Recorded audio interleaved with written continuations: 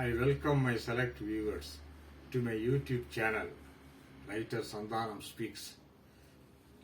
This is the 84th video.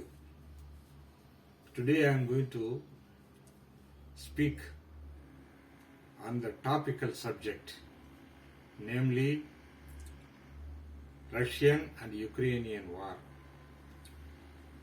I am not going to give more information than what already people know through media. But as a conscious citizen, I would like to give my views that may or may not matter with the powers that be. But I am sure many of my global citizens will share my concern, worries and my views. With this, I will read out the small script that I have written on this subject. The topic is: the nuclear bomb is the extension of the jawbone of an ass. Thus spake U.G. Krishnamurti.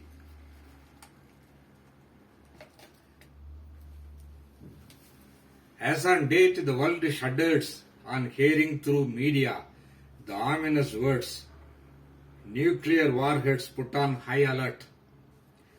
In the midst of the ongoing war between the mighty Russia and its one-time state, Ukraine, unlike the conventional arms like guns, cannons, tanks and airplanes, the modern-day nuclear bombs will not only eliminate the targeted people along with their properties, but also may extend its destructive jurisdiction to adjacent countries too that are not directly involved in the war.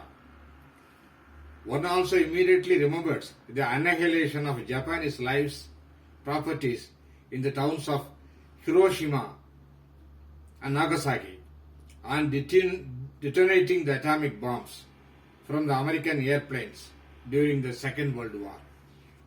That was years ago. Now, man's scientific and technical knowledge and his capability of producing destructive weapons have grown manifold. We do not know how much lethal and destructive power the present-day nuclear bombs possess. In today's world, even smaller countries are competing in the arms race of production of nuclear arms, with less attention being given to eradication of prevalent poverty in their respective countries. Even our small neighboring country occasionally threatens our big country, India, hinting that both are nuclear powers, though India is committed to the no first-use nuclear policy. Emotions, not reason, sometimes decide the outcome, whether in the case of individuals or nations. The intermittent wars in some parts of the world are testimony to it.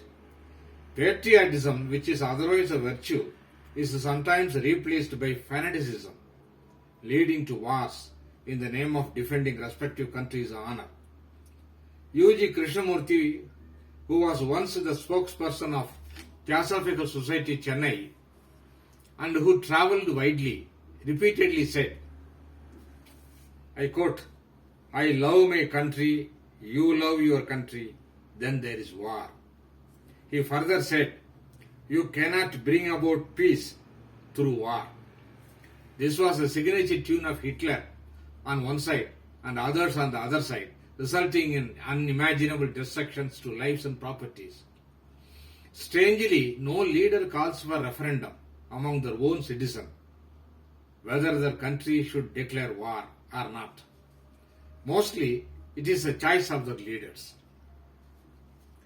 As an ordinary global citizen, and powerless at that, I am confused why the big wars were counted as 1 and 2, as if more wars are yet to come. God forbid. Whether one likes it or not, since the end of the World War II and the establishment of the Common Forum, the United Nations Organization, to oversee and stop any war between nations, wars between countries have been witnessed intermittently in some parts of the globe at one time or another. whether it is in Vietnam, Afghanistan, or in Syria. The reasons, as we all know, is the members of the all-powerful Security Council of UNO with their vetoing power, taking sides either with the aggressor or with the defenders, having their own axe to grind. It seems in the international politics, it is only the might and not justice that counts. Now in the present Russia-Ukrainian internecine war, the world citizen looks on helplessly as to his destiny when the air is thick with the talk of nuclear bombs. One wonders whether man with his increasing intelligence is fast deteriorating into the vortex of war and its aftermath. Here, U.G. Krishnamurti, in one of his revealing statements, said, and I quote from the book U.G. Krishnamurti, A Life by Mahesh Bhatt, which was also translated by me into Tamil. I quote, "Your minds pose as much a threat to the future of mankind as the nuclear weapons. The hydrogen bomb has its origin in the jawbone of an ass. The caveman used it to kill his neighbor. Here, your civilized man is doing what the caveman did." Quotation ends.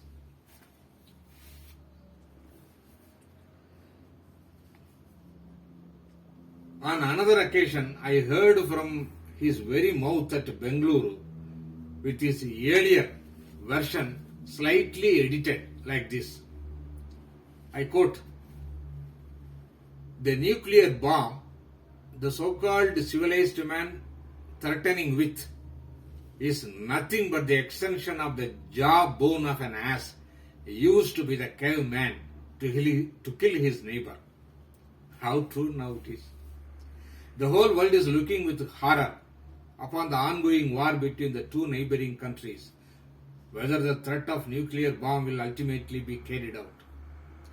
If it happens, God forbid, then there may be World War III, wherein the supporters of warring nations might be dragged into the quagmire of war.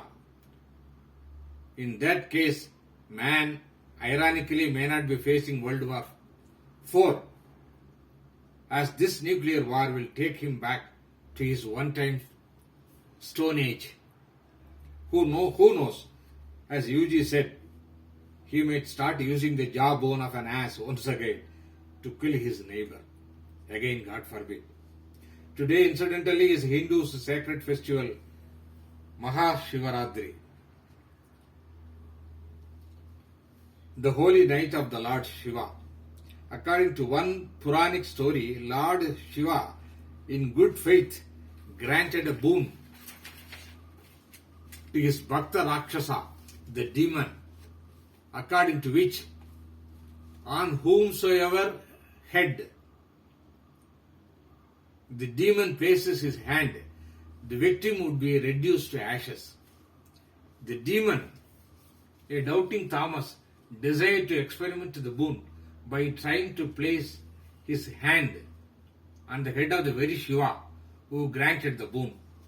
The story goes, Shiva ran for his life, crying for the help of Vishnu, the god of protection. On hearing the divine cry, it is said, Vishnu intervened, assuming the figure of an enchanting damsel, and made the demon place his hand on his own head as a token of promise to marry her, leading to his instant death. Thus Shiva was saved. The nuclear bomb, invented by the sophisticated scientific mind, is not a boon but a ban that might lead to unimaginable destructions. We, meanwhile, expect the international community and its leaders to intervene and make the worrying and the warring countries see reason and save the only human inhabited planet from destruction. I, like other powerless citizens, can only look up to the sky for showering of God's mercy and not descending of bombs. Thank you.